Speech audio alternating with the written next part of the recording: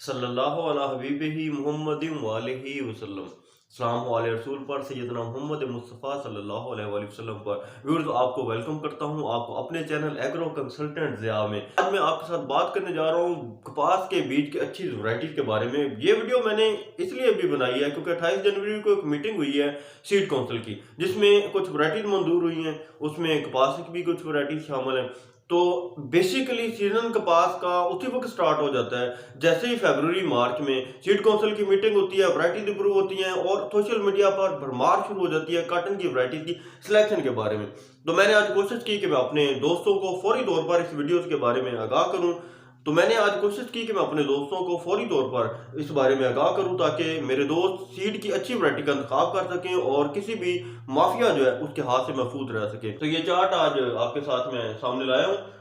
Chart का मकसद ये होता है कि कैमरा इसके ऊपर मुसलसल रहे और दोस्तों को कुछ सीखने का मौका मिल सके, क्योंकि वैसे तो मैं पिक्चर भी स्क्रीन पे शो कर लेता होता हूँ बाद दफ़ा, लेकिन कुछ चीज़ें ऐसी होती हैं जो बार बार देखने से बेहतर समझने में मदद मिलती है। तो इसमें मैंने 3 कॉलम बनाए हैं। पहला कॉलम है, दूसरा कॉलम है, तीसरा कॉलम है। ये जो पहला कॉलम है इसमें जनूबी पंजाब के लिए कुछ नादर चीज़ें हैं, कुछ ज़बरदस्त चीज़ें हैं जो मैंने साउथ पंजाब के लिए खसूसी तौर पर सिलेक्ट की हैं। आखिर वाले पोर्शन में कुछ ऐसी चीज़ें जो यूनिक हैं, जो नई मंजूर हुई हैं या जिनकी करैक्टर जो है वो बड़े मुतासिर कुन है। इसके अलावा दरमियान में कुछ सदाबहार और मंजी हुई और टॉप की वैरायटी का कॉलम है। तो इन तीनों कॉलम के बारे में अभी हम तफसील से बात करेंगे।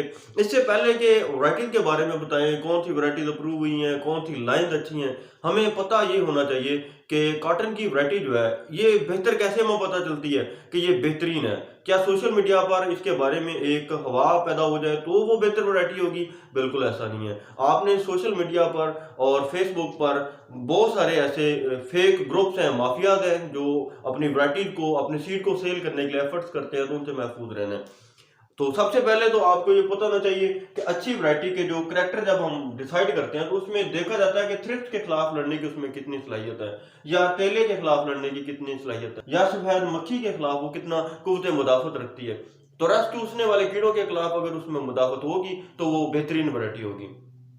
फिर देखा जाएगा कि वो सुंडी के खिलाफ कितनी मुदाफत रखती है, बीटी है, नॉन बीटी है, और वक्त काश्त का इसके साथ क्या असर है, किस हद तक ये दर्जा हरारत को कंट्रोल कर सकती है, किस हद तक ये टेम्परेचर को बर्दाश्त कर सकती है, शेडिंग के खिलाफ कितनी रेजिस्टेंट है, या ये पानी की कमी को कितना बर्दाश्त कर सकती है, या फिर इसमें वायरस के खिलाफ कितनी मुदाफत है, या फिर इसमें वाइट फ्लाई या रस चूसने वाले कीड़े, क्योंकि वाइट फ्लाई ये हमारा एक बहुत बड़ा अलमिया बन चुका है, एक बड़ा मसला बन चुका है।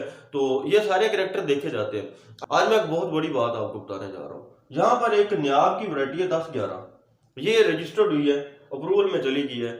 इस वैरायटी के बारे में मैं आपको बस इतना बताना चाहूंगा कि कंपटीशन जीतते वक्त जब इस वैरायटी के ट्रायल लगे ना, तो ये वैरायटी 10-11 जो है ना, इसने ऐसी ऐसी वैरायटियों को पीछे छोड़ा है कि आपने कभी वहमो गुमान भी नहीं सोचा होगा। मैं उनका जिक्र नहीं करना चाहता, उसमें कुछ प्राइवेट अदारों की वैरायटीज भी हैं।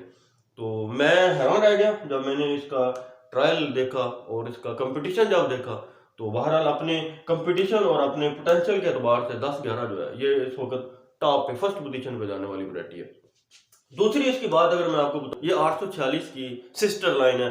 तो 846 का पत्ता छोटा था, इसमें पानी कमी जो है इसको बर्दाश्त करने की सलाहियत थी। तो मुझे लग रहा है कि ये वैरायटी बिल्कुल छा जाएगी। और अगर ट्रैक का देखा जाए न्याब का, तो न्याब 878 ने एक जान बनाई, अपनी एक मान बनाया। मेरा एक्सपीरियंस जितना भी है उसमें मैंने जितनी भी वैरायटीज अब तक देखी हैं, BS52 की अगर मैं बात कर लूँ, SS32 की अगर मैं बात कर लूँ, या BT 121 की बात कर लूँ, देखें ये बहुत लंबे अरसे तक चलने वाली वैरायटी साबित हुई है। लेकिन न्याब 878 की जो सबसे बड़ी खूबी है, जब सारी वैरायटीज की तबीयत फ्रेश हो गई, इतनी ज़्यादा गर्मी में उन्होंने किसी चीज़ को बर्दाश्त जब नहीं किया, उनकी शेडिंग नहीं रुकी, हत्ता कि विल्टिंग जो आ रही है कॉटन के ऊपर, विल्टिंग को भी वो इतनी अच्छी तरह बर्दाश्त नहीं कर सकी, उनके खिलाफ भी उसमें मुदाफत नहीं थी। तो मैंने देखा कि पानी के कम पानी वाले इलाकों में, साउथ पंजाब में, ये वैरायटी 878 इतनी कामयाब रही कि आपकी सोच होगी। ये मेरा एक्सपीरियंस है, मेरा किसी भी इसमें अदारे से कोई लगाव नहीं है। ये 878 जो है ना, ये मैं इसके ऊपर मैंने सर्कल लगाया हुआ है।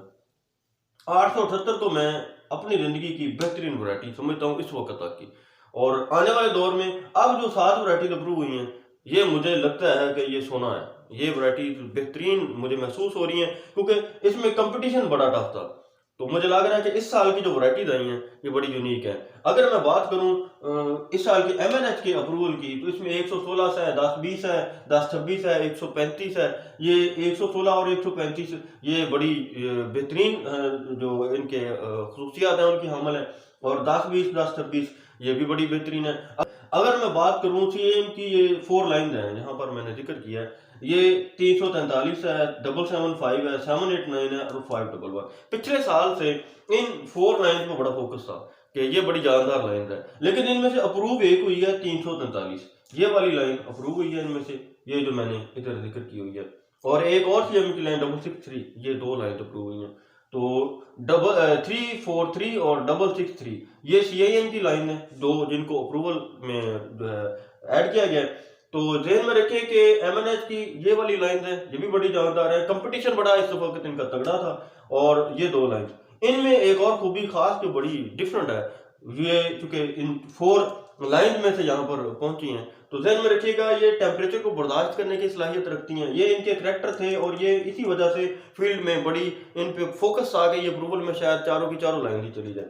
इनमें व्हाइट फ्लाई के खिलाफ देखें कुव्वत मुदाफत बहुत ज्यादा है, वायरस के खिलाफ इनमें कुव्वत मुदाफत बहुत ज्यादा है, टेम्परेचर के खिलाफ इनमें लड़ने की सलाहियत है, ये शेडिंग के खिलाफ बड़ी रेजिस्टेंट है और इनमें पानी की कमी को बर्दाश्त करने की बड़ी सलाहियत है। तो 343 जनूबी पंजाब के लिए अगर देखा जाए, गर्मी को देखा जाए, वायरस को देखा जाए, व्हाइट फ्लाई को देखा जाए, इन एतबार से मैं समझता हूँ कि ये बेहतरीन लाइन है साउथ पंजाब के लिए। या वायरस का जहाँ पर अटैक ज्यादा होता है, तो मैं समझता हूँ कि उस एतबार से अगर देखा जाए, कुव्वत मुदाफत के एतबार से देखा जाए, रेजिस्टेंस के एतबार से देखा जाए, तो मुकाबले में इस दफा ये 2 वैरायटीज टॉप पे हैं।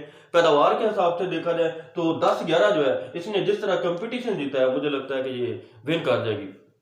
एमएनएच की ये जो 4 वैरायटीज अप्रूवल में गई हैं, ये तो वैसे ही इनका जंप प्लान बड़ा जबरदस्त है। ओवरऑल इनका हिस्ट्री रिकॉर्ड ही बड़ा बेटर है। तो मुझे लगता है कि ये चारों वैरायटीज जो है ये भी डेफिनेटली अपनी जगह बनाएंगी इस साल, क्योंकि पता चलता है फील्ड में आके फार्मर के पास वैरायटी खेलती कैसे है। तो इसके अलावा FH 444 ये पिछले साल से ये बड़ी इसकी धूमधाम है। 444 मुझे लगता है कि इस दफा भी एक्सेल करेगी। और ये वो वैरायटीज हैं जिनके बारे में मैं कहता हूँ कि ये सदाबहार वैरायटीज हैं और ये बड़ी शानदार वैरायटीज हैं। जब सारी वैरायटीज थक जाती हैं तो ये वैरायटीज फिर भी परफॉर्म कर रही होती हैं। तो इनके बारे में मैं बता, BS52 BS52 है, IUB13 है, ये बड़ी बेहतरीन वैरायटी है। 2013 में इसका अप्रूवल हुआ था। न्याब 846 है, ये अपना नाम बनवा चुकी है। FH लालाजार है। इसके अलावा MNH 988 है, 988 है। इसके अलावा VH 305 है, VH 327 है, VH 259 है। ये बिहाड़ी की जो वैरायटीज हैं, मैं कहता हूँ कि ये अपना इनका अलग ही मुकाम है। साउथ पंजाब के लिए ये बेहतरीन है। इसके अलावा FH 142 है, MNH 886 है। इसके अलावा न्याब 78 है। ये मैं कहता हूँ कि इस पूरी कॉटन इंडस्ट्री में इनका एक कद ही बड़ा बुलंद है इन वैरायटीज का। ये सदाबहार वैरायटीज है। पैदावार इनकी में डिफरेंट चीज क्या है, अब मैं आपको यहाँ पर ये जो वैरायटीज लिख रहा हूँ ना, ये कोई रवायती वैरायटीज नहीं मैं लिख रहा। आपके लिए होगा कि शायद मैं कुछ रवायती वैरायटीज लिख रहा हूँ। इसके अलावा भी मेरी लिस्ट में BS 70 है, BS 15 है, MNH 992 है। तो मैं आपको ये बता दूं, हम लोग इन वैरायटीज के साथ इंसाफ कर नहीं रहे हैं। अगर मैं इन वैरायटीज की बात करूं ना, तो मैं आज आपको सिर्फ इतनी बात बताना चाहता हूं, हमारी ज़ात में कमी हो सकती है, हमारी खुराक में कमी हो सकती है, हमारे प्लान में कमी हो सकती है, इन वैरायटीज में कमी कोई नहीं है। आने वालों का तो मुझे नहीं पता कि आने वाले क्या करेंगे, लेकिन अब तक फील्ड में ये जो मैंने आपके सामने वैरायटीज लिखी है ना, अगर इनको आप फर्टिलाइजर अच्छा दे देते हैं, तो ध्यान में रखिएगा किसी भी कंपनी की, किसी भी इदारे की कोई भी नई आने वाली लाइन, मैं समझता हूँ इनका मुकाबला ही नहीं कर सकती। ये तो मैं नहीं कहता कि ये आने वाली लाइंस इनसे कम है, लेकिन माहौल को जिस तरह ये बर्दाश्त करती हैं, जिस तरह ये गर्मी को बर्दाश्त करती हैं, जिस तरह ये टेम्परेचर को बर्दाश्त करती हैं, खाद देने से जिस तरह ये, जितना इनसे प्यार आप करेंगे, जितना इनमें मीठा डालेंगे, उतना ही इनमें मिठास आपको मिलेगी। खुराक दें और जितनी मर्जी पैदावार लें। मैं कहता हूँ ये वैरायटीज नहीं है, ये फैक्ट्रीज है। तो मेरे दोस्तों इन पे फोकस किया करें, इनको कभी भी अपने फील्ड प्लान में पीछे ना छोड़े। इसमें हमारे प्लान में कमी हो सकती है, वैरायटीज में कमी नहीं है। ये तो इतनी जानदार वैरायटीज है और मैं कहता हूँ अगले 10 साल तक भी इनको कुछ नहीं होगा।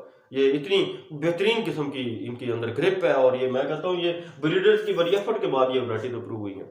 अब मेरे लास्ट कॉलम पे आते हैं। यहाँ पर मैंने कुछ यूनिक किस्म का एक ऊपर वाला सेक्शन ये वाला बनाया है।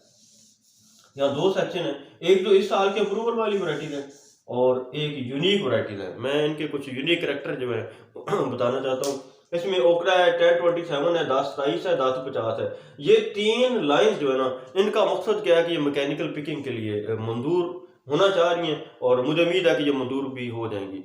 तो ये मैकेनिकल पिकिंग के लिए हमारे मुल्क में भी कोशिश की जा रही है कि हम मैकेनिकल पिकिंग की तरफ जाए। मैकेनिकल पिकिंग कहते हैं कि हम अपने फील्ड में 1 फुट पे, 1.5 फुट पे, 2 फुट पे अपने पौधे लगाते हैं, कपास की ड्रिलिंग करते हैं। उसके बाद एक मशीन आती है, मशीन उसमें से शक्कर के जरिए वो पिक कर लेती है चीज़ों को, और पत्ते हम गिरा देते हैं इससे पहले ही एक स्प्रे करके। तो उससे क्या होता है कि मैकेनिकल पिकिंग इसे बोलते हैं। एक ही दफ़ा हम उसकी पिकिंग करते हैं और मशीन के थ्रू करते हैं। शक्कर होता है वो, जिस तरह के हम अपने घर में वैक्यूम क्लीनर यूज़ करते हैं, बड़ी मशीन होती है वो पिकिंग करती है। बाहर के मुल्कों में इस टेक्नोलॉजी पे काम हो रहा है। तो पिकिंग के लिए हमें छोटे कद की और तकरीबन सिंगल स्टिक वैरायटी चाहिए होती है। तो ये वैरायटी इस तरफ जो है इन पे काम हो रहा है। अब इस पे काम तो हो रहा था, तो मैंने इनका जिक्र यहाँ पर क्यों किया। FH 114 हमारे पास एक वैरायटी है, हमने इसको नजरअंदाज किया हुआ है। FH 114 में सारे ये कैरेक्टर थे, ये मंजूर भी है। और FH 114 जो है इन सदाबहार वैरायटियों में भी है। इसमें आप जितनी मर्जी पैदावार ले लें। और मैंने क्यों यहाँ पर रखा हुआ है ये लहदा सेक्शन, ये भी मैं आपको बता दूं। FH 114 के साथ मेरा एक बड़ा यूनिक एक्सपीरियंस है। आप इसको फरवरी काश्त में ले आए, फरवरी काश्त में लाकर आप इसको मई तक ले लें, मई में इसको हार्वेस्ट कर लें, इसकी पिकिंग कर लें, मई में दूसरी काश्त इसकी आप करें, और मैं कहता हूँ एक सीजन में 2 वैरायटीज ले सकते हैं हम। ये मैकेनिकल हार्वेस्टिंग वाली शॉर्ट स्ट्रेचर और सिंगल स्टिक वैरायटीज जो है, इनको 1.5 फुट पे आप ड्रिल कर सकते हैं, 1 फुट पे आप ड्रिल कर सकते हैं। और मजे की बात यह है कि इनसे सीजन में 2 फसलें ले सकते हैं। मेरा यह आजमूदा तरीका है, मैंने इस पे काम किया हुआ है और मैं समझता हूँ कि हमारी फरवरी काश्त जो है इसको बैन नहीं होना चाहिए। हमारे महकमे का एक बड़ा अलमिया यह है कि जब इनसे कोई काम हो नहीं रहा होता ना, तो ये कहते हैं उस काम को बंद कर दो। इन्होंने पिंक बोलवर्म को तो कंट्रोल क्या करना था, इन्होंने कहा कपास की काश्त पे पाबंदी लगा दो। तो फरवरी काश्त पे इन्होंने पाबंदी लगा दी। तो हालांकि इसका बायोलॉजिकल कंट्रोल हमारे पास मौजूद था, अब हमारे मुल्क में इसके वसाइल दस्तियाब थे। बहरहाल मैं महकमे को ज़्यादा, मेरी अब कोशिश होती है कि मैं इल्म की बात करूँ, मैं ज़्यादा तनकीद पे ना ही जाऊँ तो बेहतर होता है। क्योंकि पकड़ धकड़ और मार धाड़ की जो टेक्नोलॉजी जो है ना, इससे किसान का नुकसान हो रहा है। हमें अपने किसान का सोचना है, उसे बेहतरी की तरफ लेकर जाना है। तो SS32 के बारे में भी मैं आपको बताता जाऊं। ये भी एक ऐसी, मेरी जिंदगी में इस वैरायटी से मुझे बड़ा प्यार है। ये इतनी जानदार वैरायटी है कि ये पौधा इसका इतना जबरदस्त होता है, इसका स्टाइल इतना बेहतरीन है, इसका जो बोल या टिंडा इतना बेहतरीन बनता है, क्या आपकी सोच है। ये सिंध और पंजाब हर जगह, हर फन मौला है, ये हर जगह बेहतरीन वैरायटी है। तो आज की इस बैठक में मैंने आपको कुछ वैरायटीज के बारे में बताया, तो मैं रिपीट कर देता हूँ। ये वैरायटी जो है इनको कभी भी आपने अपने फील्ड से नहीं निकालना। मैं रिपीट कर रहा हूँ, BS 52 है, IUB 13 है, न्याब 846 है, लालादार है, 988 है। इसके अलावा यहाँ पर MNH 886 है, FH 142 है, न्याब 878 है, 878 जिसे आप बोलते हैं। इसके अलावा 1011 जो भी आ गई है, MNH 992 है, BS 15 है, BS 70 है। ये आपके फील्ड में कभी भी इन वैरायटीज को आपने इग्नोर नहीं करना है। इसके बाद जो नई अप्रूवल में आई हैं जो वैरायटीज, उनमें CIM 343 343 ये आपकी टॉप जो है सिलेक्शन में रहनी चाहिए, 10-11 टॉप सिलेक्शन में रहनी चाहिए। इसके अलावा ये 3 लाइन्स जो हैं ये अप्रूव नहीं हुई हैं इस साल में, लेकिन इनका बीज आप अदारे से ले लें। माफिया से आपने इनका बीज नहीं लेना है, माफिया के हाथ कभी भी नहीं चल रहे हैं। अगर आपको नई वैरायटीज का बीज चाहिए हो तो मैं आपको उसका तरीका बता देता हूँ, क्योंकि आज तक किसी ने ये बात शायद आपको ना बताई हो। आप अदारे में जाएंगे, वहां जाके ब्रीडर से डायरेक्ट मिलेंगे कि सर मुझे इसका बीज चाहिए। वो आपको 1 पाव, आधा किलो, 1 किलो, जितना उस वक्त उसका शेड्यूल होगा वो आपको बीज फराहम कर देंगे सरकारी रेट पर। तो ये माफिया के हाथ ना जाया करें। अगर नया बीज लेने का शौक हो तो डायरेक्ट ब्रीडर के पास जाया करें।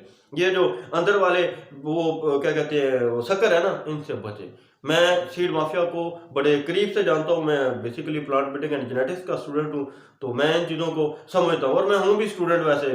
कुछ लोग मुझे ये भी कहते हैं कि यार आपका एक्सपीरियंस क्या है। मैं तो भी सीखने की दुनिया में हूँ, दुनिया से सीखता हूँ, लर्निंग है। मैं सीखता हूँ, मैं सिखाता नहीं हूँ। मैं आपका छोटा भाई हूँ, मेरी क्या औकात कि मैं इतना बड़ा वो कोई मास्टरमाइंड नहीं हूँ। मैं स्टूडेंट हूँ, सीखता हूँ मैं लोगों से। तो मेरी जिंदगी सीखने के अमल से गुजर रही है। मैंने कभी भी अपने आप को ये नहीं कहा कि मैं कोई टीचर हूँ या कोई प्रोफेसर हूँ। मैं एक सीखने वाला हूँ और मैं इन वैरायटी से भी सीखता हूँ, मैं जिम्मेदार से भी सीखता हूँ। मेरा तो जिम्मेदार के साथ ऐसा तल्लुक होता है जैसे भाइयों वाला तल्लुक हो। तो मैंने कभी भी फासला नहीं रखा अपने ज़मींदार के साथ। तो जितना भी ये मैंने आपको वैराइटीज़ के बारे में बताया है, इसमें सिलेक्शन के बारे में ध्यान में रखिएगा एक बात, इस दफ़ा आपने वैरायटी की जब सिलेक्शन करनी है तो क़ुव्वत मुदाफ़त रखने वाली वैराइटीज़ जो है उनकी तरफ आपने आना है। और ये आपके महकमे या ये जो अदारे होते हैं ना, ये आपके लिए बेहतर कर रहे होते हैं कुछ, क्योंकि ये मुकाबला करवा रहे होते हैं वैराइटीज़ का। तो आपको ज़रूरत नहीं है अपने फील्ड पे कि आप ट्रायल लगाएं, देखें कौन सी वैरायटी अच्छी है, कौन सी वैरायटी बेहतर परफॉर्म करती है। कोई वैरायटी छा जाती है हर इलाके में। जैसे मैंने नायाब 878 की बात की है, तो ये हर इलाके में ही सक्सेसफुल हो गई है, या इसके अंदर बेहतरीन अडॉप्टेबिलिटी आ गई है, वो एक अलग चीज़ है। लेकिन ये ध्यान में रखिएगा कि ये हो नहीं सकता कि आपके पास इस साल 2021 में अगर अप्रूवल में कुछ वैरायटीज आई हैं तो एक लाइन बेची जा रही हो, या एक बंदा जो कह रहा हो कि ये लाइन अगले साल अप्रूव हो जाएगी, या इसमें बड़ा मैं कहता हूँ कमाल की लाइन है, वो जो कहता है ना उसे कि यार अगले साल के लिए भी तो कुछ लेके आना है ना, अगले साल ले लेंगे, मेहरबानी करो, हमें ये लाइन नहीं चाहिए। अब मसला क्या है कि मेरा जिम्मेदार कहता है कि मुझे तो एकड़ का बीज मिले, और मिले भी 2 नंबर तरीके से। मैं सीधी बात करता हूँ यार, आम जिम्मेदार सबसे पहले 2 नंबरी को मौका देते हैं। आप क्यों 2 नंबरी वाला जो सीड है कि जिस पे टैग ही नहीं है वो क्यों लेते हैं? अदारे से आप बीज लें, कभी भी बगैर टैग के आप बीज ना लें। आपने अगर कंपनी की सिलेक्शन करनी है तो इस बारे में आपको पता होना चाहिए कि टैग के बगैर जो बीज होगा वो 2 नंबरी का पहला, तो उसकी गारंटी है कि वो 2 नंबरी की तरह है। तो आपने इससे बचना है, इस धंधे से बचना है, वैरायटी की सिलेक्शन अच्छी करनी है। ये वैरायटी है, इतनी वसी रेंज है, किसके पास 100 एकड़ होंगे, यही होगा ना, 200 एकड़ होंगे, मुझे बताएं कितनी 7 वैरायटी, 7 वैरायटी जो इस दफा मंजूर हो चुकी है। 878 की बात कर लें, 886 की बात कर लें, 988 की बात कर लें, 846 की बात कर लें, आयु 13 की बात, मुंह थक जाता है वैरायटी को बोलते बोलते। आप फिर भी न्यू लाइन की तरफ क्यों जाते हैं? क्यों माफिया को आप मौका देते हैं?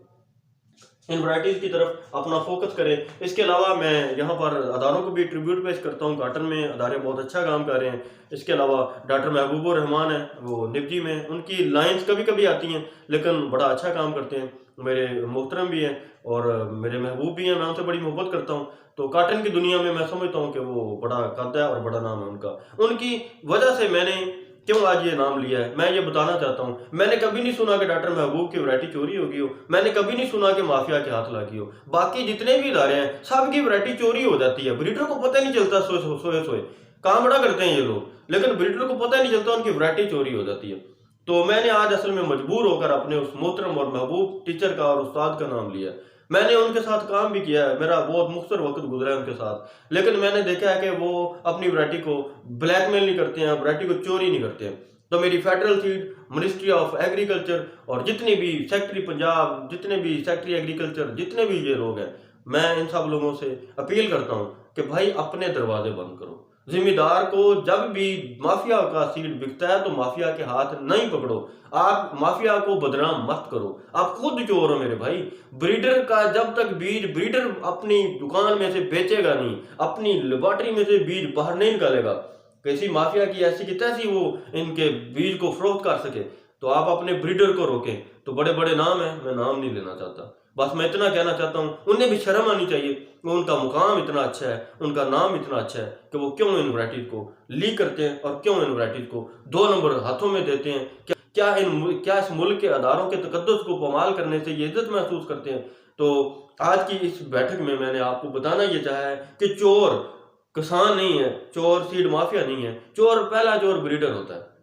ब्रीडर सबसे पहले पैसे लेकर वैरायटी को चोरी करता है। तो आप ध्यान में रखिएगा कि अगर किसी ब्रीडर की वैरायटी आपके पास घूम रही है तो मैं समझता हूं कि हमें उसका गिरबान पकड़ना चाहिए। ये उस मुल्क के साथ, इस मुल्क के किसानों के साथ ये जुल्म है, ये बंद होना चाहिए। मेरे किसान को पता होना चाहिए कि उसके साथ जुल्म कौन कर रहा है। मैं ब्रीडिंग का एक तालिब इल्म भी हूँ और मैं ब्रीडिंग का मास्टर भी हूँ, मैं ब्रीडिंग का एक्सपर्ट भी हूँ। तो मैं इस चीज़ को बेहतर समझता हूँ और मैंने ये बताना समझा और मैं बड़ी गारंटी के साथ ये आज बात बता रहा हूँ, बड़ी जिम्मेदारी के साथ बता रहा हूँ। किसी भी लेवल पर कोई भी बंदा अगर मुझे चैलेंज करना चाहे, गवर्नमेंट लेवल पर, किसी इंस्टीट्यूट लेवल पर, मैं आपको पकड़ कर बताऊंगा कि ये बंदा चोरी करता है। मैं इससे अलावा कुछ नहीं कह सकता और ये जुल्म बंद होना चाहिए। ब्रीडर्स जब तक अपने जिम्मेदार के इस्तेहसाल की तरफ रास्ते बंद नहीं करेंगे तब तक ये माफिया का धंधा नहीं रुकेगा।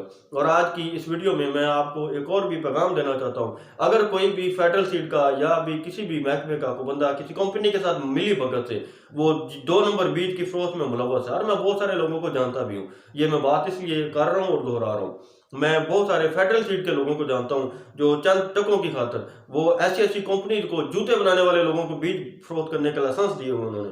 किसी कंपनी के पास ब्रीडर ही कोई नहीं है। तो अगर कोई आपके पास ऐसा ब्रीडर हो, या आपके पास कोई ऐसी कंपनी हो जिसका ब्रीडिंग से मुतल्लक ही ना हो, या आपके पास कोई ऐसा महकमे का अफसर हो जो मिली भगत करके कंपनी को मौका फराहम कर रहा हो, तो मुझे बताएं आप। मैं इंशाल्लाह आपके पास आऊँगा और मैं उनको आखिरी दम तक एक्सपोज़ करूँगा। मेरा चैनल इनके खिलाफ जंग करेगा और मैं इनको एक्सपोज़ करूँगा। मैं आपके साथ हूँ। आपके इलाके में कोई ऐसी कंपनी हो जो जिसके पास ब्रीडर ही ना हो, जो कोई जूते और कोई कपड़े बनाने वाली फैक्ट्री हो और वो बीज जो है वो पैक करके बेच रहे हो, तो उसके बारे में कोई वीडियो बनाएं, मुझे लिंक शेयर करें, तफसीलात शेयर करें। पूरी तस्दीक के बाद, पूरी महकमे के अप्रूवल के बाद इंशाल्लाह वो वीडियो शेयर की जाएगी और मैं लोगों को एक्सपोज़ करूँगा और आपका साथ दूँगा।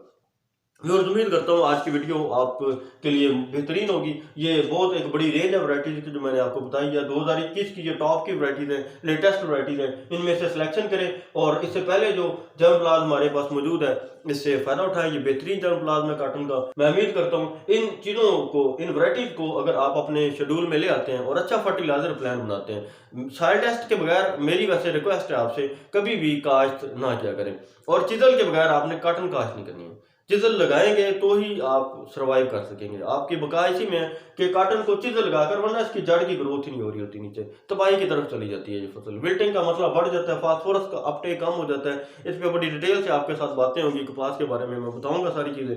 तो अभी जो करने के काम है, 3 काम आपने करने हैं। माफिया से आपने सीड नहीं लेना है, अप्रूव्ड वैरायटी के अलावा आपके फील्ड में कोई चीज़ आनी नहीं चाहिए। और तीसरी चीज़ जो बड़ी ही इंपॉर्टेंट है और जिसके बारे में हम बिल्कुल गाफिल हैं, आपने गंदम की फसल को लावारिस नहीं छोड़ देना। गोब की स्टेज पे आपकी फसल, और इस मुकाम पर अगर आपने इसको लावारिस छोड़ दिया तो ये तबाह हो जाएगी। 10 से 20 मन आपकी फसल जो है वो कम हो जाएगी। इसको अभी कपास के बीज की सिलेक्शन में और वैराइटीज की सिलेक्शन में आपने ज़ाया नहीं करना है।